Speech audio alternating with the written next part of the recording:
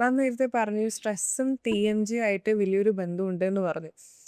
ചില ആളുകൾ പറയുന്നത് കേൾക്കാം, അവരുടെ പ്രിയപ്പെട്ട ഒരാള് മരിച്ച സമയത്ത് ഒരുപാട് സ്ട്രെസ്സിലൂടെ കടന്നു പോയിട്ടുണ്ടായിരുന്നു. അതിന് കുറച്ച് ശേഷം അവർക്ക് ഈ ജോ വലിയ രീതിയിൽ വേദന അനുഭവപ്പെട്ടിട്ടുണ്ട് എന്നും പറയുന്നേക്കാം. സ്ട്രെസ്സ് എത്രത്തോളമാണ് അല്ലെ എങ്ങനെയാണ് ഈ TMJ ആയിട്ട് ബന്ധപ്പെട്ടിട്ടുള്ളത്?